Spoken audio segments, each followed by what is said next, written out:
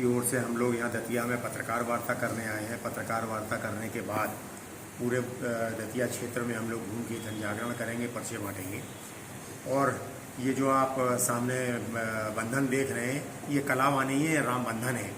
इसको लेके यथाशीघ्र हम लोगों को पूरे मध्य प्रदेश की 36 सीटें आ रही, वैसे 29 आती है, 7 हम लोगों ने और मांगी है। 36 सीटों पे आके हम लोगों को कलावा बांध के काम करना है कि तुम्हें राम को कॉल, जिन्होंने 3 साल का वादा किया था और 9 साल 2 महीने हो गए, अभी तक बुंदेलखंड राज्य निर्माण के लिए ढका नहीं हुआ है, इसलिए इस बार इन्हें हरा दो। अटल बिहारी वाजपेयी जी ने भी हम लोगों से यही कहा था, जिस दिन हराने की क्षमता ले आओगे उस दिन ये बुंदेलखंड चिल्लाने लगेंगे।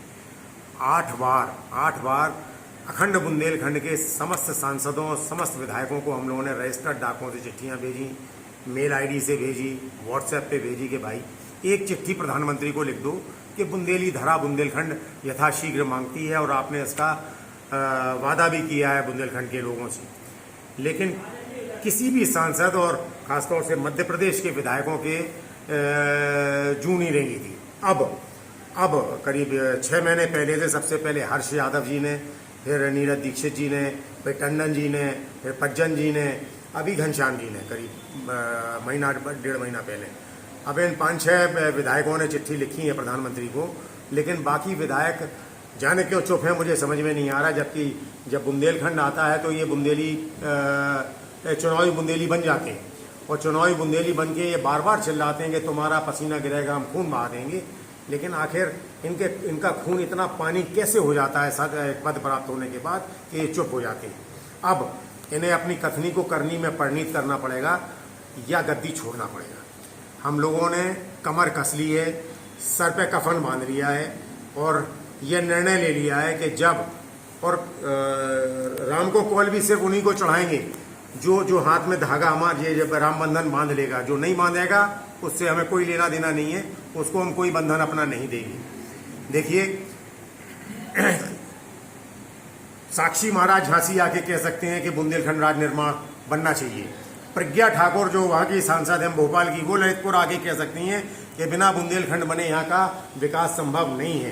पुष्पेंद्र सिंह चंदेल जो हमीरपुर के सांसद हैं, उत्तर प्रदेश के हमीरपुर के, वो 4 बार लोकसभा में बात उठा सकते हैं, लेकिन जो 8 अन्य सांसद हैं वो क्यों चुप हैं।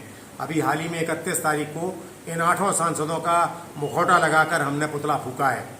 अब अगला जो पुतला फूकेंगे वो दशानन का होगा, उसमें मोदी जी भी लगेंगे, उसमें अमित शाह भी लगेंगे, क्योंकि मोदी जी ने जो झूठ बोला है वो 3 साल का वादा करके बोला है, और जो अमित शाह जी बोल गए वो तो और बड़ा झूठ है कि बुंदेलखंड में कुछ और करने की आवश्यकता नहीं है। हम अब सिर्फ यहाँ अवैध खनन रोक दो तो हर बुंदेली को एक मारुति कार मिल जाएगी। भैया मेरे अमित शाह जी, एक उस बुंदेली का नाम आप बता दो जिसको आपने एक मारुति कार दे दी हो। इसका मतलब सीधा सा ये है कि अवैध खनन में आप संलिप्त हो गए हो, इसलिए आप हमको मारुति कार नहीं दिला पा रहे हो। ये जुमलेबाजी, ये झूठ, ये फरेब, ये धोखा अब बर्दाश्त नहीं करेंगे हम लोग। अब लड़ने और मरने की बेला आ गई है, और हम लोगों ने ये निर्णय ले लिया है कि अगर बुंदेलखंड राज्य निर्माण की बात नहीं करोगे तो सत्ता में भी नहीं रहने देंगे। और आप 2023 के चुनाव में बुंदेलखंड क्षेत्र में अपनी सीटें ढूंढना कि आपको सीटें आई कितनी, और फिर देखेंगे 2024 में जब आपका चुनाव आएगा। 2-2 हाथ करना है अब आपसे। लगातार आपके नेता आते हैं और यहाँ झूठ बोल के चले आते हैं कि बुंदेलखंड तो हम ही ने बनाया, हमारी पार्टी ने बनाया, तो अब क्यों चुप हो गए, अब क्यों मुंह में दही जम गया है। यही हमारा कहना था सर, और इसीलिए हम लोग आज आप लोगों के बीच में आए हैं। लगातार क्रम ये हम लोग का प्रारंभ रहेगा। 36 विधानसभा क्षेत्र में जाके ये राम बंधन बांधने का कार्य हम लोग 15 अगस्त के बाद प्रारंभ कर देंगे। बाहर आपने अभी गाड़ियां हम लोग की खड़ी देखी होंगी, ऐसी 4 गाड़ियां हम लोगों ने तैयार कर ली। चारों